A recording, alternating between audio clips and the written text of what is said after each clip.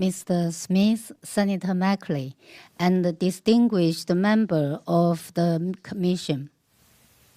Thank you so much for holding this hearing and for inviting me to testify.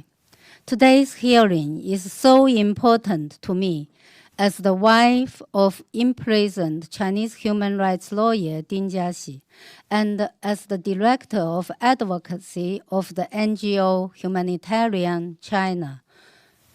That is an organization pay attention to the political prisoners. We must continue to speak out about the horrific human rights violations committed by the Chinese government.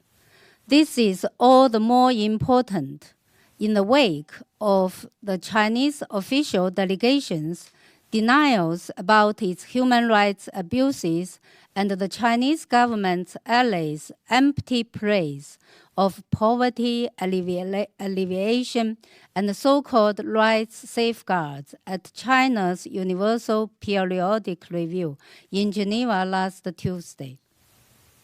Firstly, I want to thank the Commission for treating the cases of political prisoners before the UPR. That is so important and highlight the problem.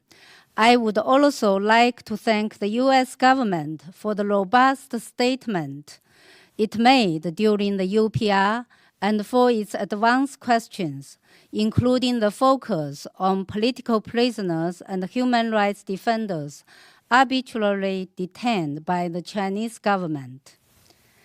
Since my testimony at CECC 2 years ago at the time of the Beijing Winter Olympics, I spoke at length about the case of my husband Ding Jiaxi and legal scholar Xu Ziyong. Chinese authorities secretly tried them and sentenced them to 12 and 14 years in prison, respectively. To date, no verdict has been issued to the families.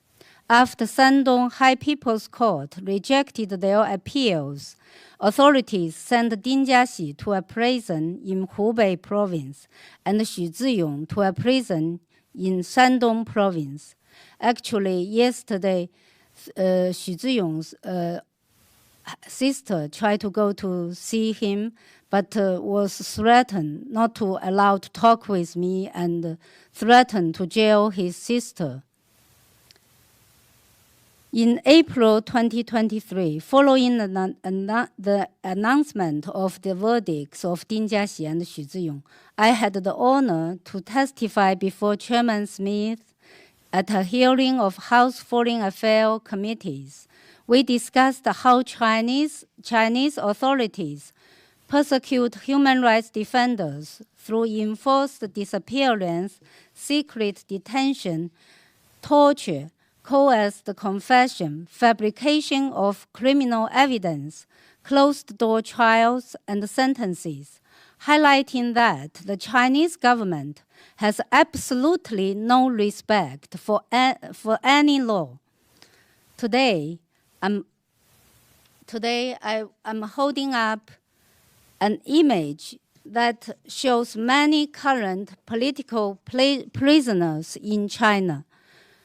My heart aches terribly every time I see this picture, but I put it on my desk at home and I looked at it every day because I know I must let the world know about the human rights abuses in China and fight for the rights and call for the release of all the political prisoners.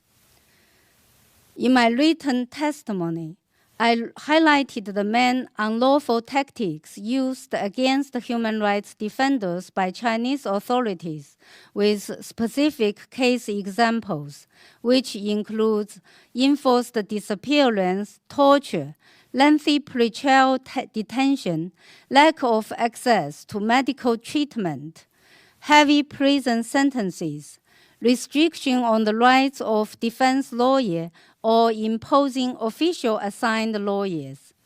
Other human rights abuses inflicted on rights defenders include enforced labor in prison, randomly depriving political prisoners of their rights to be visited by family members.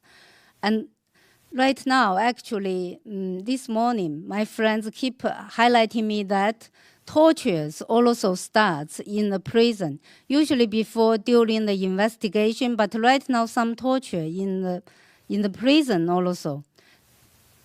Actually, all the not allow family member to visit them is already a mental torture to the prisoners. And also after they released, the government often keep them still under surveillance. That is what we call non-release release, as well as the persecution or harassment of the families of the human rights defenders, which include imprisoning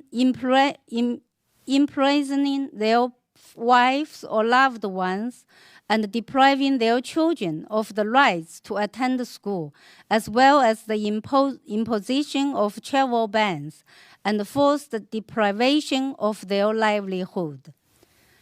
I deeply appreciate the countries, in addition to the US, that specifically asked the Chinese government to end arbitrary detention and forced disappearance and its abusive treatment for human rights defenders during the UPR. And I look forward to your continuous support to the family of human rights defenders as we fight for their basic rights and seek the unconditional release of the political prisoners. Thank you very much.